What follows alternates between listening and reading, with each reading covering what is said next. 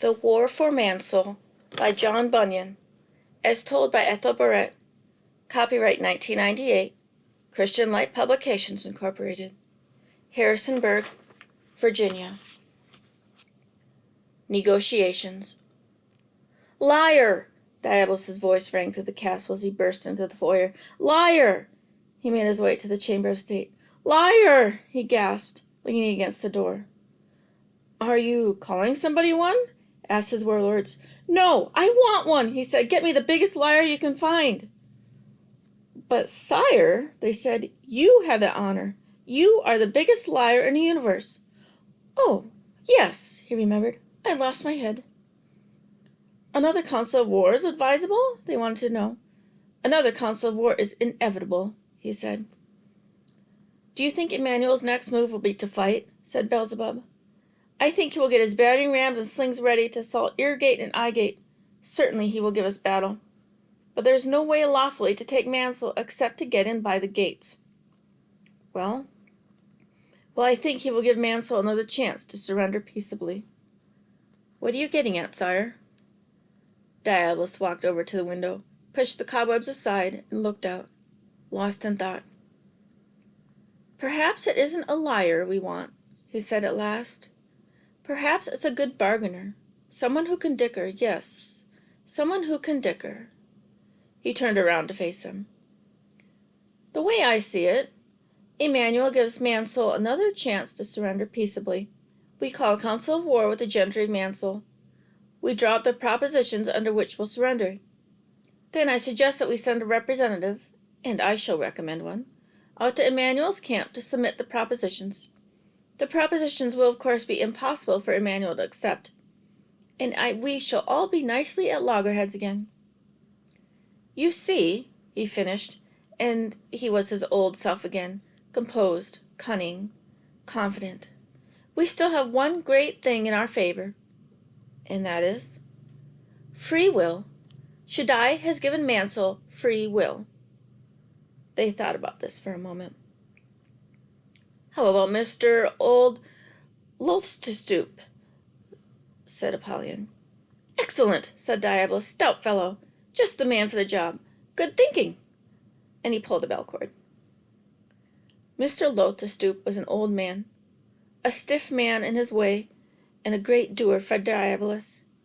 He went to the camp of Emmanuel, and a time was appointed to give him audience.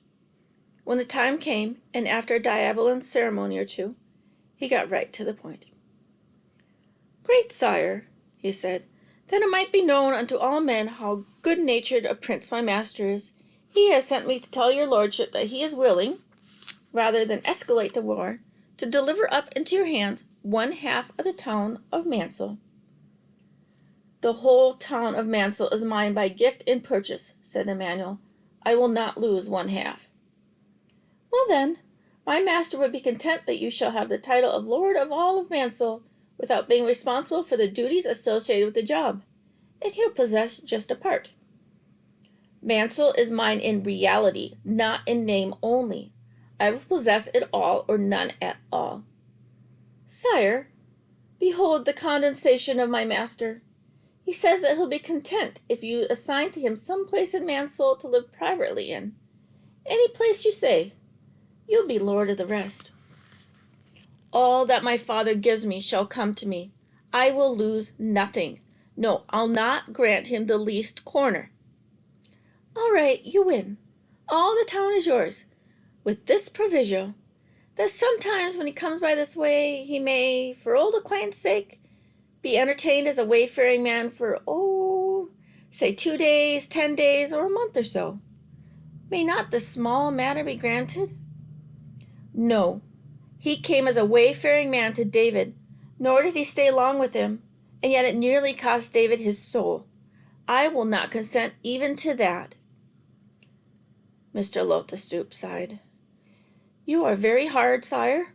Suppose my master yields to all you've said, provided that his friends and relatives might have liberty just to trade in the town and enjoy their present homes. Now you can't refuse that." "I do refuse that. It is contrary to my father's will. Every diabolan will lose his land, his liberty, his life." Ah me, may not my master maintain some kind of old friendship, just with letters, accidental opportunities, and the like? No, by no means. Any fellowship, even remote, will corrupt Mansell and alienate its affections from me, and endanger its peace with my father. Postcards? No. Just an occasional token of his love? To some of his old friends? They might look back and remember merry times? If Mansell comes to me 9, I shall not consent that there be one scrap or shred or even the dust of Diabolus left behind as tokens or gifts of remembrances. Mr. Lotus stooped, prepared for departure. Well, sire, he said, with a briskness he did not feel, I have one more thing to propose. Then I'll go. Suppose that sometime someone in Mansell has business, urgent business, that must be done a certain way or the party will be, undone, shall we say. And suppose, sire, that nobody could help but my lord and master. He could be sent for, perhaps? Or the person could meet him outside and, consult with him there? They will have no business, no problems that cannot be solved by my father. By prayer, by supplication, they will make their request known to him, and to him alone. I will leave no door open or even ajar for Diabolus. You are, sighed Mr. Lotus-Stoop, most inflexible. I shall take your answers to my lord. There is only one answer. Ah me, I shall take your, answer, then. And so Mr. Lotus-Stoop departed, having stooped very, very low indeed, and without success.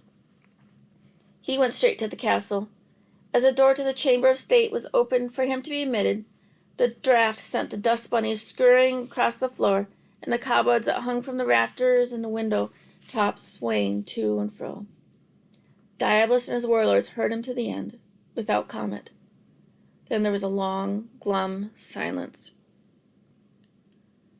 Send me Ilpaz, said Diabolus finally. Have him tell both the town and Prince Emmanuel that Mansell and his king are resolved to stand or fall together.